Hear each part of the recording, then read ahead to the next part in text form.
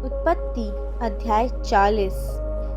इन बातों के पश्चात ऐसा हुआ कि मिस्र के राजा के पिलाने हारे और पकाने हारे ने अपने स्वामी के विरुद्ध कुछ अपराध किया। तब फिरौन ने अपने उन दोनों हाकिमों अर्थात पिलाने हारों के प्रधान और पकाने हारों के प्रधान पर क्रोधित होकर उन्हें कैद करा के अंगरक्षकों के प्रधान के घर के उस बंदीगृह में जहाँ यूसुफ बंदी था डलवा दिया। तब अंगरक्षकों के प्रधान ने उनको यूसुफ के हाथ सौंपा और वह उनकी सेवा टहल करने लगा। अतः वे कुछ दिन तक बंदीगृह में रहे। मिस्र के राजा का पिलाने हारा और पकाने हारा बंदीगृह में बंद थे। उन दोनों ने एक ही रात में अपने अपने होनहार के अनुसार स्वप्न देखा। सवेरे जब यूसुफ उनके पास अंदर आया तब उन पर उसने जो दृष्टि की तो क्या देखता है कि वे उदास हैं।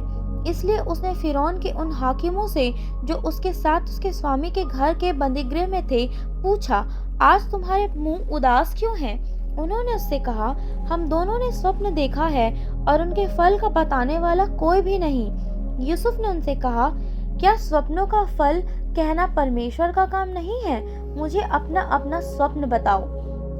तब पिलाने हारों का प्रधान अपना स्वप्न यूसुफ को यूं बताने लगा, मैंने स्वप्न में देखा कि मेरे सामने एक दाखलता है और उस दाखलता में 3 डालियां हैं और उसमें मानो कलियां लगी हैं और वे फूली और उसके गुच्छों में दाख लगकर पक गई।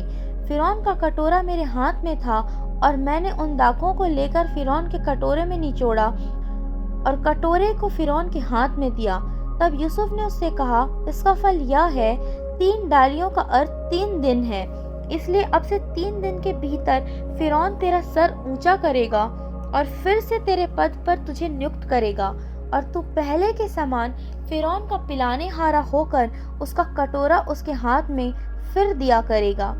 अतः जब तेरा भला हो जाए तब मुझे स्मरण करना और मुझ पर कृपा करके फिरौन से मेरी चर्चा चलाना और इस घर से मुझे छुड़वा देना, क्योंकि सचमुच इब्रानियों के देश से मुझे चुरा कर लाया गया है और यहाँ भी मैंने कोई ऐसा काम नहीं किया जिसके कारण मैं इस कारागार में डाला जाऊं।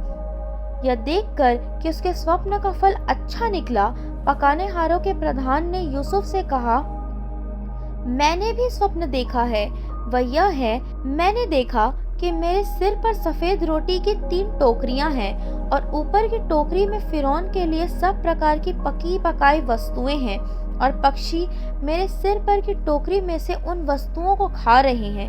यूसुफ ने कहा, इसका फल यह है, 3 टोकरियों का अर्थ 3 दिन है। अब से 3 दिन के भीतर फिरौन तेरा सिर कटवा कर तुझे एक वृक्ष पर टंगवा देगा और पक्षी तेरे मांस को नोच नोच कर खाएंगे। तीसरे दिन फिरौन का जन्मदिन था।